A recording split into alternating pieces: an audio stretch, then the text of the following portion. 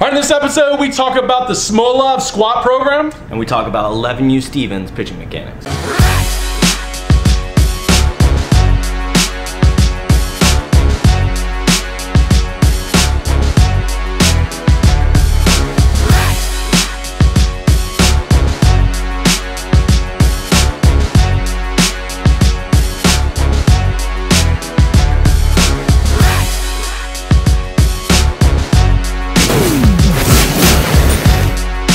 Porcio, Stephen Godani here, the @TopVelocity hashtag pitch tip show. We go to Twitter, Facebook, Instagram, Snapchat, @TopVelocity hashtag pitch tips, hashtag baseball tips. Ask your question, we answer on the show. Yes, we are still doing this.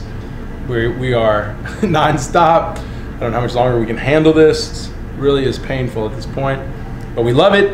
And now we have a nice, cool little sponsor helping us out here, Pocket Radar. Guys, we use this in the 3X, 2X programs.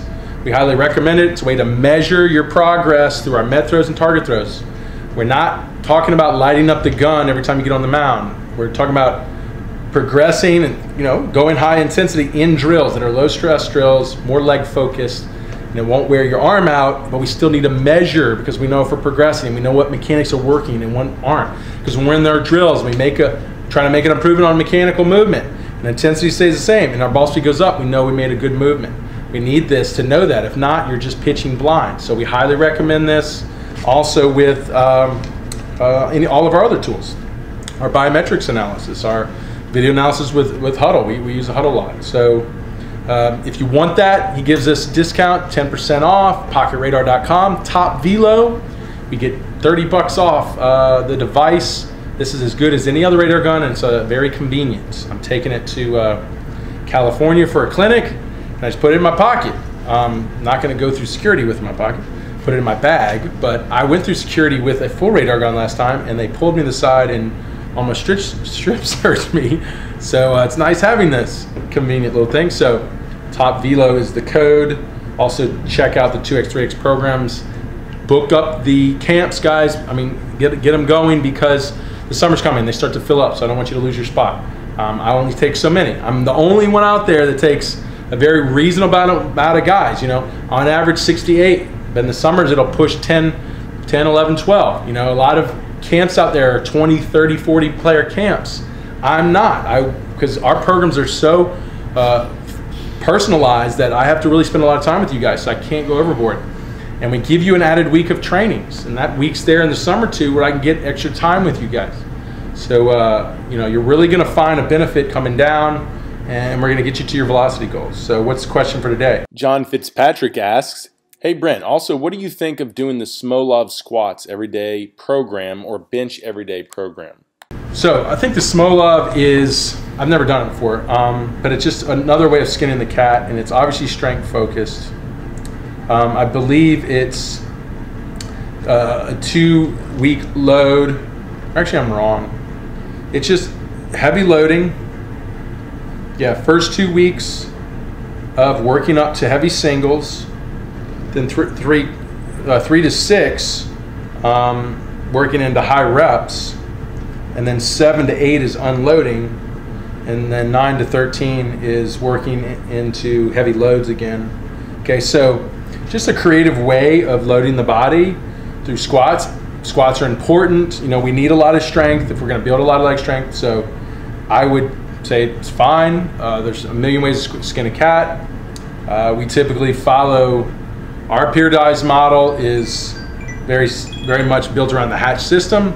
We even have a pure model of the hatch system, which is, loading, but we mix in CNS days, which are critical. So you're going to be doing a lot of squatting, but you're going to have a lot of CNS days mixed in that. This isn't mixing in CNS days. So it's kind of like triphasic training where you're separating your phases.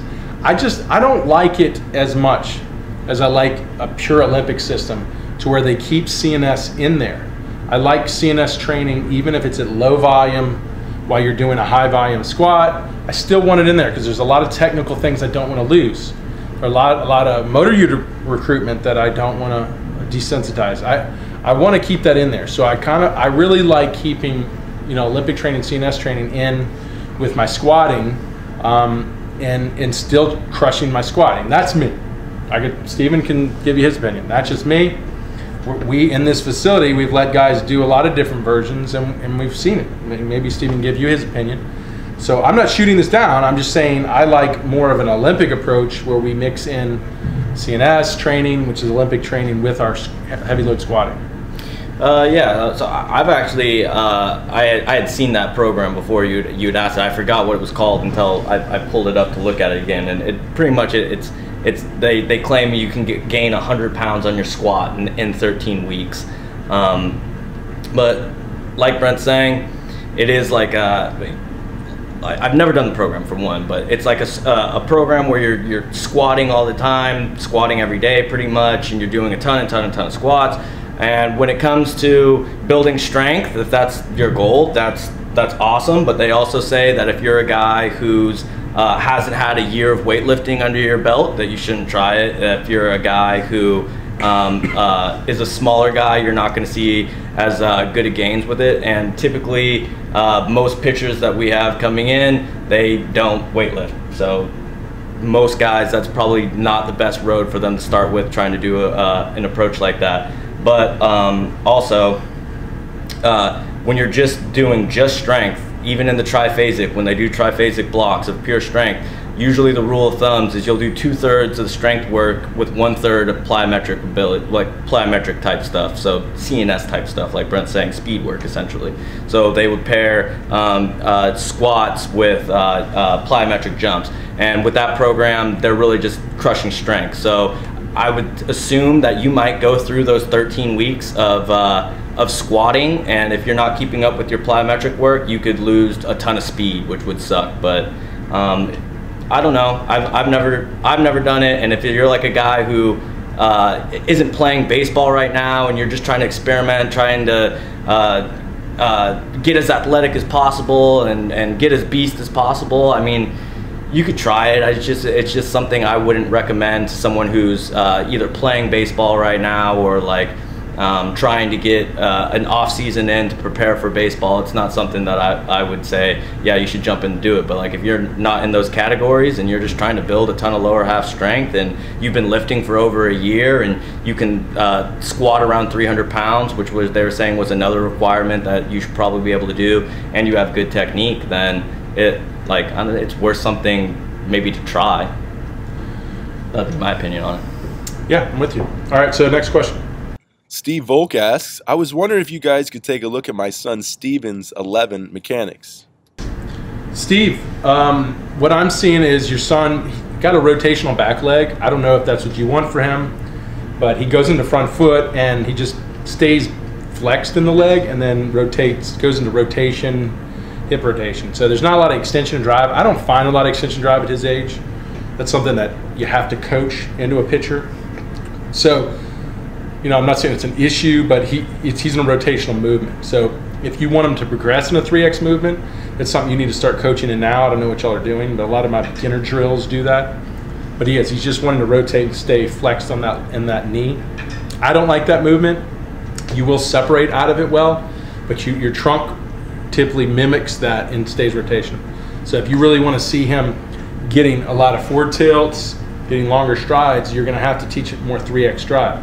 Same time too, you'll in a rotational back leg, you'll separate and you'll even have a good front leg, because rotation creates a good front leg, because when your hips are rotating, your front hip is moving back, therefore that's pulling the leg back and creating an extension.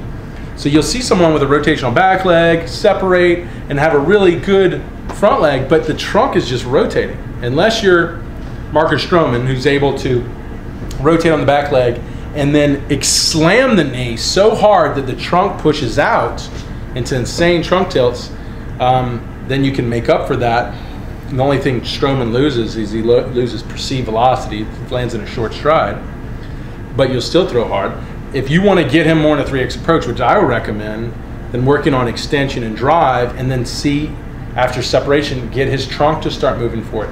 Just gonna be so much healthier on his arm if we get the trunk moving. If not, if he's just rotating, the arm's flying out, it's hard on the elbow, can start early trunk rotating, even though I don't see him early trunk rotating. I don't like going down the rotational back leg approach. So he looks like he's a little bit into that approach, and he's gonna have to be coached out of it.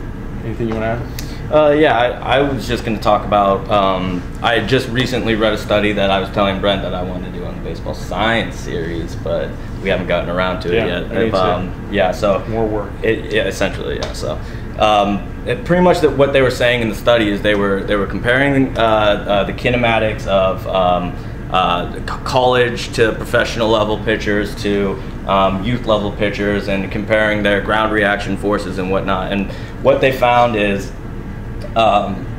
younger pitchers compared to the college and high school level pitchers is the high school and college pitchers were getting putting more torques in their hips and in their knees compared to the kids. Essentially, they were saying that because the kids are, kids, and they're not as big, and they're not as strong and not as powerful, that they can't use the kinetic chain as well as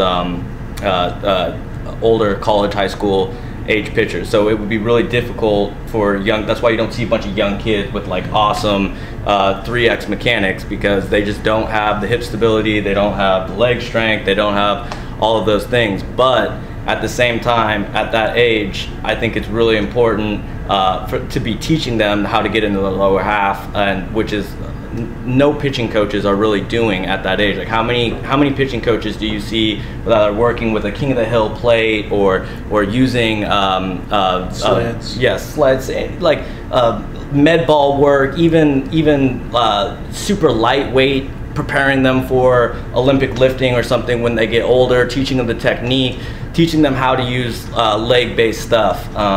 So that's just something that I would recommend to you, that I would say he's 11, and there's this big stigma around don't start him weightlifting too early, and if that's your concern and whatnot, at least have him learning with a broomstick or little kid training bars of learning how to use his lower half, and have him training with med balls. Like I applaud Kevin here with the Gorilla Baseball, with all the stuff that he comes up with, really creative exercises for these young kids. And there's one kid who comes in here all the time, Nate, who's been coming in every single day and working with Kevin, and his strides, he's gone night and day better. How old is he? I think he's 11. Yeah. He's 11 years old, and Kevin has him working lightweight stuff, teaching him weight room technique, safe, lightweight, not trying to push massive loads or anything, and working a lot of med ball stuff to improve his stabilization and a little bit of functional strength, and all that stuff's been really awesome for him. So I think your son's,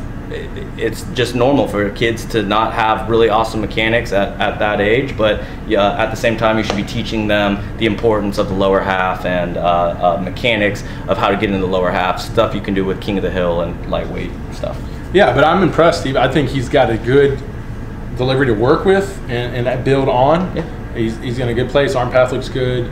He looks very smooth, and looks healthy. So good. Thanks for sending that in. If you got a question, go to Twitter, Facebook, Instagram, Snapchat at Top Velocity, hashtag pitch tips, hashtag baseball tips, ask your question, answer the show. 3x2x camps, get those going. Top Velo, pocketradar.com, and we'll see you on the next episode.